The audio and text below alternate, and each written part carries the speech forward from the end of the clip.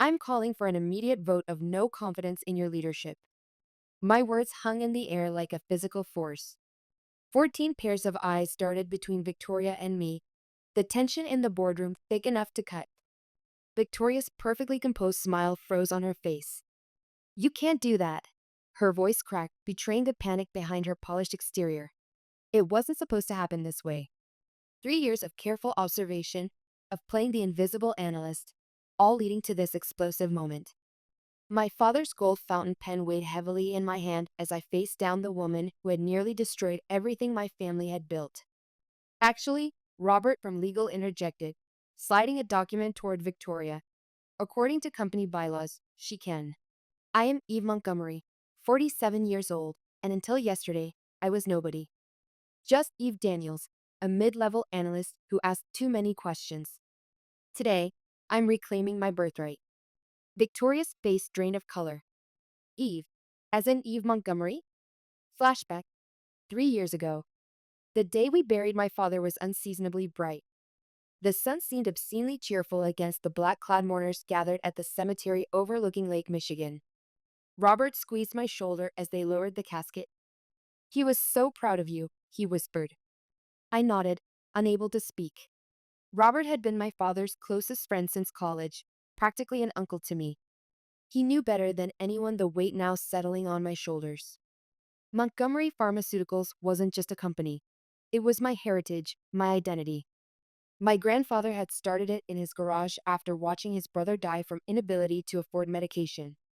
My father had expanded it with the unwavering principle that profit should never overshadow patient welfare. The board is getting nervous, Robert said later that evening as we sat in my father's study, my study now. The stocks already dropped 3 points. They want to name a successor quickly. I stared at the family photographs lining the bookshelves. One caught my eye. My daughter Sophie at her high school graduation, beaming between my father and me. She was in Europe now, barely speaking to me after years of my choosing board meetings over her dance recitals, quarterly reports over family dinners. I need time, Robert. I can't just step into his shoes tomorrow. Eve, you've been running half the company already. You're the natural choice. I picked up my father's fountain pen, turning it in my hands. What if? What if we brought in someone from outside? A professional CEO with fresh perspective? Robert frowned. You own 87% of the shares. It's your company. Exactly. Which means I can observe from whatever position I choose. My plan formed quickly after that. A new hairstyle, my mother's maiden name, and carefully falsified employment records placed me in research analytics, a department just important enough to have access but not prominent enough to draw attention. Sophie had called it ridiculous when I finally told her. You're going undercover in your own company? Mom, that's insane. Why not just be the boss? I couldn't explain it to her then. How could I tell my daughter that I needed to understand what had gone wrong between us by experiencing the company as an ordinary employee? That I was afraid I'd become just another executive disconnected from the human impact of her decisions? I need to see the truth, was all I said. She rolled her eyes. Good luck with that. Call me when you're done playing detective. She didn't call after that.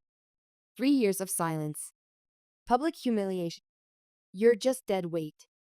Victoria's stiletto heels clicked sharply as she circled my desk like a predator. We're cutting costs, and frankly, your position is unnecessary. 20 coworkers froze over their keyboards in our open plan office, pretending to be invisible while watching our CEO publicly dismantle my 3 years at Montgomery Pharmaceuticals. You barely contribute in meetings, she continued, her voice carrying across the silent floor. You question processes that have worked for years. Your reports are consistently late. None of that was true, but I maintained my composure, hands folded calmly in my lap, my father's fountain pen hidden in my palm. The irony wasn't lost on me, being fired from my own company by a woman I had helped hire. I studied Victoria as she delivered her prepared speech. Her Armani suit was impeccable, her dark hair pulled back in a severe style that emphasized her sharp cheekbones. I had often seen her arrive early, leaving her sleeping 10-year-old son in the car with a hired sitter while she prepared for morning meetings. A single mother desperate to prove herself, she had confided during her interview. I had respected that determination once. You have until the end of the day to clear out your desk. HR has your paperwork. Victoria turned to leave, not bothering to lower her voice as she added, "Some people just don't understand what it takes to succeed in this industry." I smiled and responded simply, "Fine, fire me." Victoria paused mid-stride, clearly disappointed by my calm acceptance. She'd expected tears or pleading, not quiet dignity. Her own mother had taught her that visible emotion was weakness. She'd mentioned that during our second interview, explaining her driven nature as the product of a household where perfection was the only acceptable outcome. For 3 years, I had observed. I documented cost-cutting measures that compromised quality. I witnessed talented colleagues leave after being belittled by Victoria and her inner circle. I saw our once collaborative culture transform into a toxic environment of fear and favoritism. But most disturbingly, I had watched Victoria gradually dismantle safety protocols that my father had insisted were non-negotiable, regardless of cost. When I filed reports highlighting the risks, they disappeared into administrative black holes. As Victoria walked away, I felt a familiar hollowness in my chest, the same emptiness I'd experienced when Sophie finally stopped trying to reach me on holidays. I had become a ghost in my own life, invisible to both my daughter and the company that bore my name. I had planned to remain undercover for another 6 months, but Victoria's public humiliation accelerated my timeline. The shareholders' meeting tomorrow would now serve a different purpose than the quarterly update Victoria was expecting. Warning signs. As I packed my desk, Robert approached with a concerned expression. He had worked for Montgomery since before I was born and was one of 3 people who knew my true identity. "Everything all right?" he asked quietly, glancing toward Victoria's office. "It will be," I assured him. His brow furrowed as he leaned closer. "She's making bigger moves than you know. The termination list for tomorrow's meeting." He hesitated. "It's extensive. Entire departments." I felt my shoulders tense. This was worse than I had anticipated. Victoria wasn't just changing our culture. She was dismantling the company's foundation to boost short-term profits. "There's more?" Robert whispered. "I overheard her yesterday with the CFO. Something about an Axiom merger after offshore outsourcing." Merger? This was the first I'd heard of any merger plans. Plans that would require board and shareholder approval. Plans that would require my approval. "Thank you, Robert," I said, meeting his eyes meaningfully. "I'll see you tomorrow." I remembered the day I'd hired Victoria 3 years ago. Her credentials were impeccable.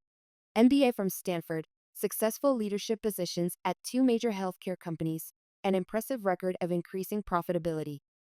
Her interview had been flawless. She spoke eloquently about maintaining our core values while pursuing strategic growth. "I understand the Montgomery legacy," she had said, leaning forward earnestly.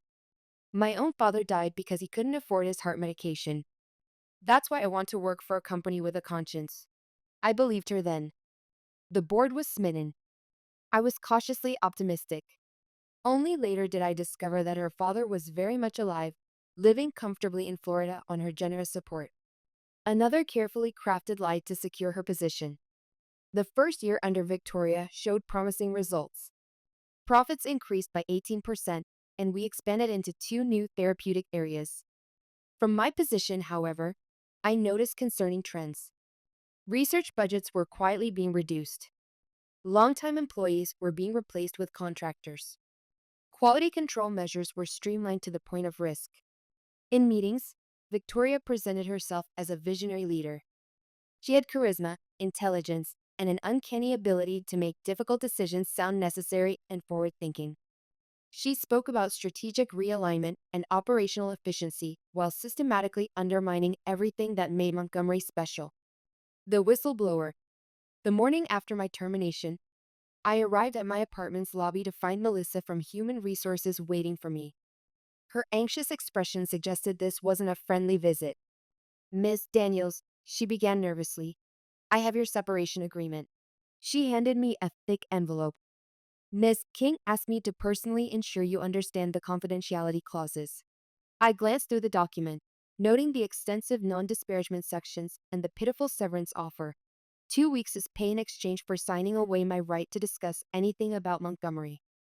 There's also this, Melissa added, passing me another form. It's a notification that your company's subsidized apartment must be vacated within 30 days. I had forgotten that my building was one of Montgomery's employee housing investments. Victoria was apparently leaving nothing to chance. Thank you, Melissa, I said, taking both documents. I'll review these carefully. She shifted uncomfortably, glancing around the empty lobby. There's something else you should know. It's not official yet, but she lowered her voice. Victoria is planning to outsource the entire research division to India. Over 100 people will lose their jobs after the quarterly meeting. The research division was Montgomery's heart, dedicated scientists who had developed life-changing medications. Many had been with us for decades. Why are you telling me this? I asked, studying her face. Melissa looked down at her wedding ring, twisting it nervously. My daughter is 5. Last week she had an asthma attack, and I had to use one of the inhalers your research team developed. Her eyes met mine, suddenly fierce. It saved her life. And now Victoria wants to dismantle that team to boost the quarterly numbers. I felt a sharp pain in my chest, thinking of my own daughter. How many important moments in Sophie's life had I missed chasing my own quarterly numbers? There's more, Melissa continued. Your reports were right about the quality concerns. 2 of our trial medications failed last stage testing because of the shortcuts she implemented. She buried those results and fired the team leads. This was worse than I had imagined. Victoria wasn't just changing company culture. She was jeopardizing patient safety and our scientific integrity. Thank you for your honesty, I said. I appreciate the risk you're taking. After Melissa left, I sat in my lobby, processing this new information. My experiment in anonymity had shown me exactly what I needed to see, but at what cost? How many careers had been damaged?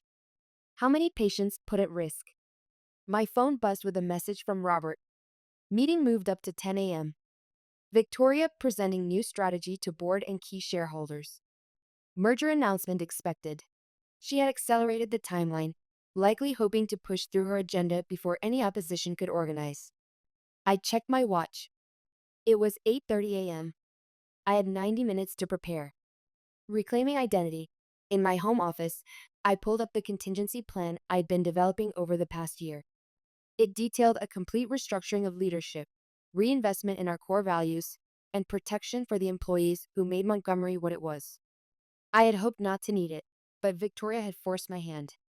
As I dressed for the meeting, selecting the tailored suit I hadn't worn in 3 years, I caught my reflection in the mirror. Eve Daniels was disappearing. The subtle golden highlights I'd added to my naturally dark hair, the non-designer clothes, the deliberate absence of my grandmother's pearl necklace that had once been my signature accessory. I fastened the pearls around my neck, feeling a complex mix of emotions. Disappointment that Victoria had betrayed the company's trust. Anger at the callous way she treated dedicated employees. Guilt that my experiment had allowed her to cause so much damage. But there was something else, a voice in my head that sounded suspiciously like Sophie's. Was this really about the company, Mom? Or was it about you hiding from your responsibilities again? My phone buzzed with another message from Robert. Victoria's assistant accidentally sent me tomorrow's press release draft. They're announcing the closure of the Seattle facility. 230 jobs eliminated. My grandfather had started in Seattle. My father had expanded the facility, creating hundreds of well-paying jobs in a community that desperately needed them. The same community where Sophie now lived, working as a researcher for a rival pharmaceutical company because she couldn't bear the nepotism of working for me. This wasn't just business anymore. This was personal. Victoria hadn't just attacked the company. She had attacked my family's legacy, the only connection I had left with my daughter. I tucked my tablet into my briefcase along with my father's fountain pen, my resolve hardening. It was time to step out of the shadows. Boardroom confrontation. Montgomery Pharmaceuticals occupied the top 5 floors of a sleek building in downtown Chicago. I entered through the main lobby, nodding to security guards who didn't recognize me in my executive attire. Instead of taking the general elevator to the analytics department on the 3rd floor, I swiped a key card I hadn't used in 3 years and entered the executive elevator. The boardroom was on the top floor, a spacious area with floor-to-ceiling windows overlooking Lake Michigan. As I approached, I could hear Victoria's confident voice through the partially open door. Unprecedented opportunity for growth. The Axiom merger will position us to compete with industry leaders while providing exceptional shareholder value. I paused, listening. She was already discussing the merger, presenting it as a foregone conclusion. What about the research division? Someone asked. Harold Jensen, our longest-serving board member. Montgomery's reputation is built on innovation. Research can be done more cost-effectively elsewhere, Victoria replied smoothly.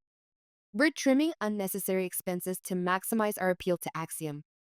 Speaking of which, I've prepared a comprehensive restructuring plan. I thought about my father's words the last time we'd spoken, just days before his sudden heart attack. Eve, remember that a company is more than its balance sheet. It's a community of people working towards something larger than themselves. It was time. I pushed the door open and entered. 14 faces turned toward me, expressions ranging from shock to confusion to, in Robert's case, carefully concealed satisfaction. Victoria recovered quickly. I'm sorry, this is a private meeting. Security will escort you out. She reached for the phone, but Harold spoke first. Eve, is that you? Hello, Harold, I said calmly, setting my briefcase on the table. It's been a while. Victoria's hand froze mid-reach. Eve, as in Eve Montgomery? That's correct, I said. Majority shareholder and former CEO. The blood drained from Victoria's face. But you're Eve Daniels from Analytics, a necessary measure to understand the company's operations firsthand, I explained, addressing the room rather than just her. And what I've learned has been illuminating. This is highly irregular, Victoria stammered, trying to regain control. Ms. Montgomery, while we appreciate your interest, this meeting is for current leadership to present our strategic vision. A vision that includes dismantling our Seattle facility, outsourcing research, and merging with Axiom Pharmaceuticals, I interrupted, all without board approval or shareholder vote. The room fell silent. Several board members exchanged concerned glances. These are preliminary discussions, Victoria insisted. Nothing has been decided. I withdrew a document from my briefcase. Then why does this press release, scheduled for tomorrow, announce these changes as finalized decisions? I placed copies in front of each board member. Victoria's expression hardened as she recognized the document her assistant had accidentally sent to Robert. This is a misunderstanding, she said, her voice tight. A draft created to explore potential scenarios. Perhaps we should discuss your termination of Eve Daniels as well, I suggested. And the pattern of removing employees who raise legitimate concerns about quality and safety. Victoria's eyes narrowed. You were underperforming. The documentation is clear. So clear that you felt the need to publicly humiliate me in front of the entire department, to immediately revoke my housing, to offer 2 weeks of severance for 3 years of service? The board members were watching this exchange with growing discomfort. Victoria sensed her position weakening. I understand you're upset, she said, adopting a conciliatory tone. But these decisions, while difficult, are necessary for Montgomery's future. The pharmaceutical landscape is changing, and we must adapt. For a moment, her confident demeanor made me doubt myself. She was masterful at presenting harmful cuts as inevitable adaptations. No wonder the board had been persuaded by her vision. You're right about one thing, I conceded. We do need to adapt. Victoria smiled, sensing victory. I'm glad you understand.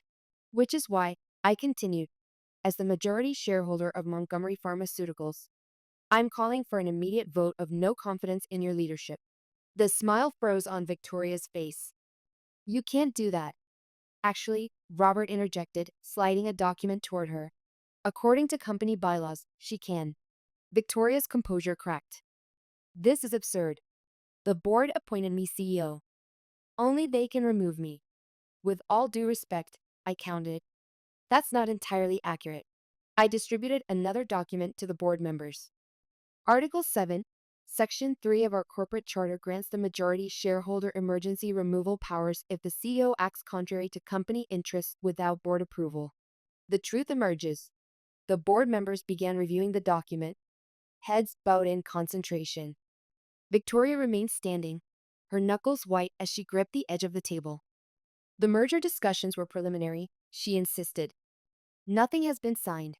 But you've already taken concrete actions, I pointed out. You've terminated employees, compromised quality protocols, and prepared public announcements, all without proper authorization. Harold Jensen cleared his throat. Eve is correct about the charter provisions. However, we should discuss these accusations thoroughly before taking any action. I nodded. I agree, which is why I've prepared this. I connected my tablet to the room's display system. The screen filled with a detailed timeline of changes implemented under Victoria's leadership. Research budget cuts disguised as efficiency measures, quality control reductions hidden in technical jargon, terminated employees who had raised concerns, failed drug trials that never appeared in reports to the board. Where did you get this information? Victoria demanded, her voice rising.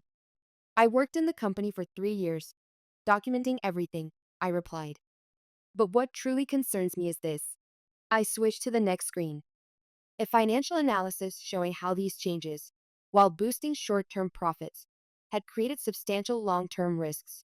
Pending lawsuits from patients experiencing side effects from hastily developed drugs, potential FDA violations that could result in massive fines, and the imminent loss of our most experienced researchers. Even if there were some procedural oversights, Victoria argued, the results speak for themselves. Profits are up 42% since I took over. Our stock has nearly doubled.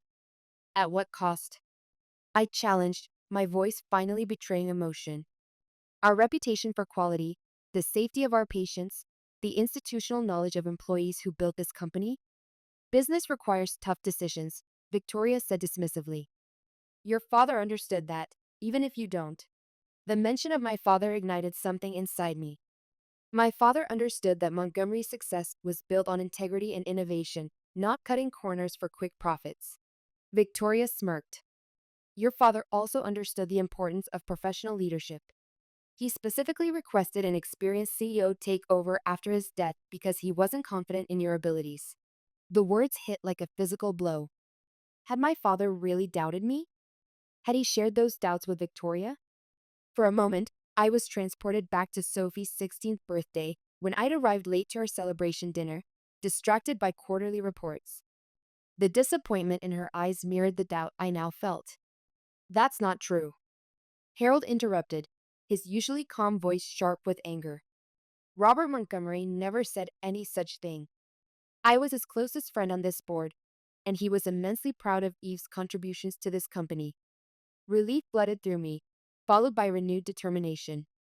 Victoria was lying, desperately trying to undermine my confidence, just as she had done to dozens of employees who had questioned her methods.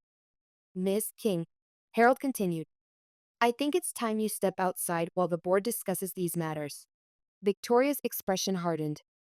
I don't take orders from. Security can escort you if necessary, Harold suggested mildly. Final confrontation. After Victoria reluctantly left, the boardroom erupted in concerned discussions. I remained silent, letting them process the information I'd presented. Finally, Harold called for order. Before we vote, there's something you should all know. He looked directly at me. Victoria hasn't just been planning a merger. She's been negotiating to sell Montgomery's proprietary research to Axiom separately. Research Eve's team developed before Victoria arrived. Shocked murmurs filled the room. This wasn't just about jobs or cost cutting anymore. Victoria had been planning to sell the company's most valuable assets, innovations that could help millions of patients, for her personal gain. How do you know this? I asked Harold. He slid a folder across the table. Because Axiom approached me last week, thinking I was already aware of the arrangement. Inside were emails between Victoria and Axiom's CEO, discussing the sale of our research portfolio for a fraction of its value, with a substantial consulting fee directed to Victoria personally. The betrayal was complete. Victoria hadn't just compromised our company's values. She had betrayed its very purpose. The board's vote was unanimous. Victoria would be removed immediately. However, her termination alone wouldn't solve our deeper problems. The company culture had deteriorated, trust was broken, and we needed to prevent similar situations in the future. We need to announce this change before markets close, said Jennifer Chen, our marketing director. Otherwise, rumors will spread. And what about the Seattle facility? The research division? Asked another board member. Victoria's team has already set those wheels in motion. I have a comprehensive transition plan, I assured them. But we need to move quickly. Victoria won't leave quietly. As if on cue, the boardroom door flew open. Victoria stormed in, followed by two men I didn't recognize. This emergency board meeting violates proper notification procedures, she announced triumphantly. My legal team agrees that any decisions made today are invalid. The lawyers behind her nodded confidently. One stepped forward. As outside counsel for Montgomery Pharmaceuticals, I must advise the board that proper protocols for CO removal haven't been followed. You're not our outside counsel, Robert countered, rising from his seat. Breener and Associates has represented Montgomery for 30 years. Not anymore, Victoria said smugly. I terminated that relationship last month. Collins and Westfield now represents us. This was a complication I hadn't anticipated. If Victoria had changed our legal representation without board approval, it could create enough confusion to delay her removal. Markets would close, rumors would spread, and she might have time to implement her plans. This is outrageous, Harold protested. Changing legal counsel requires board approval, which I received, Victoria counted, producing a document. 3 board members signed off on it. I examined the document. 3 signatures appeared at the bottom. Board members Victoria had personally recruited after taking over. We need to adjourn and sort this out properly, one of Victoria's supporters suggested. These hasty decisions could expose us to liability. Doubt crept into the room. Board members exchanged uncertain glances. I needed to act decisively. Before we continue, I'd like to introduce someone. I pressed the intercom button. Please send in our guest. The door opened again, and an older gentleman in an impeccable suit entered. Hello, everyone. I apologize for the interruption. Victoria's face drained of color. William Morrison? What are you doing here? Morrison, the founding partner of her supposedly new law firm, nodded politely toward Victoria before addressing the board. I'm here at Miss Montgomery's request to clarify a situation. Collins and Westfield has never been retained by Montgomery Pharmaceuticals. The document claiming otherwise appears to use a forged signature from my office. The room fell silent. Victoria's lawyers exchanged alarmed glances. Furthermore, Morrison continued, I should note that impersonating legal counsel constitutes fraud. These gentlemen, he gestured to Victoria's lawyers, are not attorneys at my firm. One of the men slipped quietly toward the door.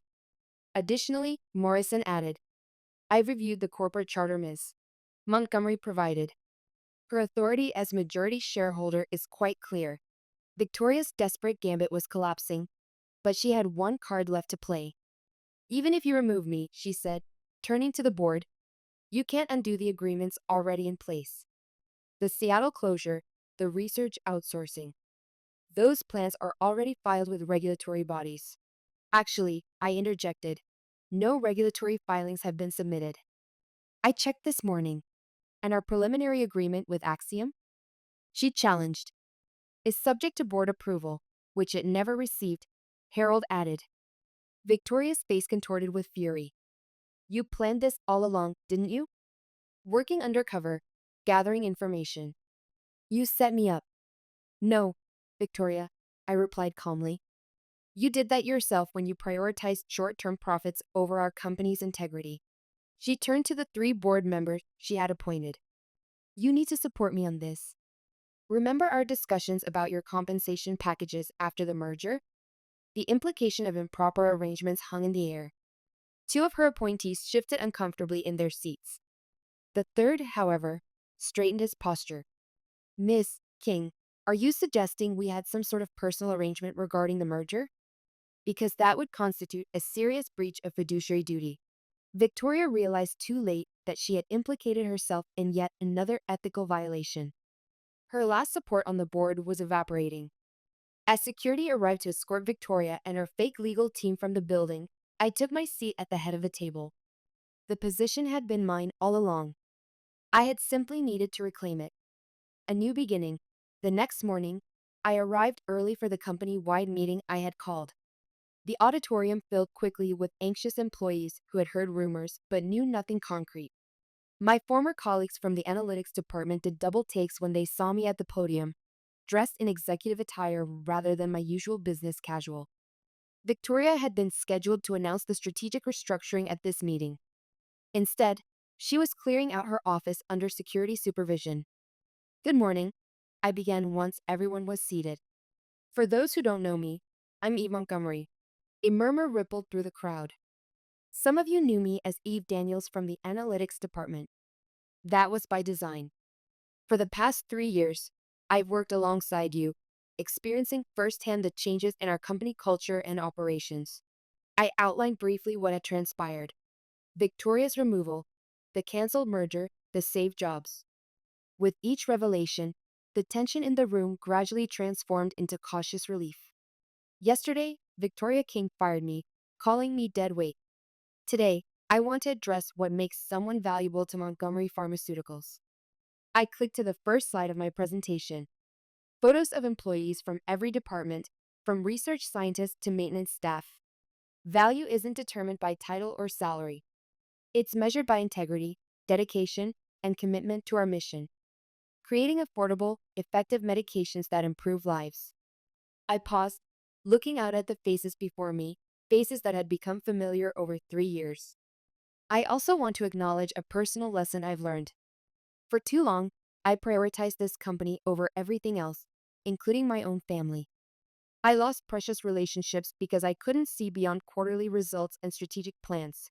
Several heads nodded in understanding. I wasn't the only one who had made such sacrifices. Under my leadership, Montgomery will value not just what you contribute professionally, but who you are as individuals with families, dreams, and lives outside these walls. After all, how can we create medications to improve lives if we don't value the lives of the people who create them? As I continued through my restructuring plan, one that reinforced our core values while adapting to market realities, I noticed my former supervisor from analytics wiping away tears. Nearby researchers who had feared for their jobs were smiling with renewed hope. "We're implementing a new board position specifically representing employee interests, ensuring your voices are heard at the highest level," I announced. "And I want to acknowledge the toxic leadership environment many of you have endured." That ends today. The auditorium erupted in applause, hesitant at first, then building to a thunderous affirmation. Confronting the past, after the meeting, Victoria stood in the lobby, security guards flanking her as she waited for her car. She'd been permitted to collect personal belongings, but nothing else. No files, no company data, no proprietary information. I approached her, maintaining a professional distance. Her eyes, once confident and calculating, now flashed with barely contained rage. "You won't succeed," she said, bitterness evident in her voice. "The market is changing. Your father's approach is outdated. Montgomery will be obsolete within 5 years." I studied her face, remembering the ambitious young executive I'd once admired. In another life, under different circumstances, we might have been allies instead of enemies. Like me, she had sacrificed for her career, though her 10-year-old son had paid the price in ways my grown daughter had. "Perhaps," I acknowledged. "But we'll be obsolete with our integrity intact." Victoria laughed coldly. "Integrity doesn't pay shareholders. Actually, sustainable growth based on quality products and ethical practices pays shareholders quite well," I countered. "It just requires patience and vision beyond quarterly reports."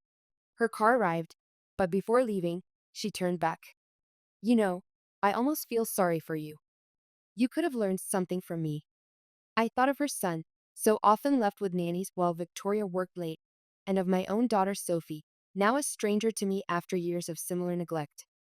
"I did learn from you, Victoria," I replied, my voice softer. "I learned exactly how I don't want to lead, and how I don't want to live." She departed without another word, her defeat complete. The company she had tried to dismantle would now thrive without her, strengthened by the very values she had tried to eliminate. Family legacy. Back in my office, my father's old office, which Victoria had redecorated in cold, modern minimalism, I found Robert waiting with a bottle of champagne. "Congratulations," he said, pouring 2 glasses. Your father would be proud. I hope so, I replied, accepting the glass. There's still so much to fix. Robert smiled. But now you have an entire company eager to help you do it. He was right. The real work was just beginning. But for the first time in years, Montgomery Pharmaceuticals was united by a common purpose again. As Robert left to coordinate the press announcement, I began to restore the office to something closer to my father's taste. From a box of items I'd stored away, I pulled out his antique desk clock and the family photos Victoria had removed. On my desk, I placed a framed photo of my father that Victoria had discarded. Next to it, I set a candid shot from the company picnic last summer, showing me with my analytics team laughing and unaware of the camera. My phone buzzed with a text notification. I expected it to be Robert with an update on the press release, but instead, the name that appeared made my heart skip a beat. Sophie. Saw the news about Montgomery on Twitter. Are the rumors true? Are you back as CEO? My fingers hovered over the screen. 3 years of strained communication reduced to occasional holiday texts. What could I possibly say now? Yes, I typed simply. Long story. 3 dots appeared immediately then. Mom, I think it's time we talked. I'm still angry about a lot of things, but I'm in Chicago next week for a conference. Dinner?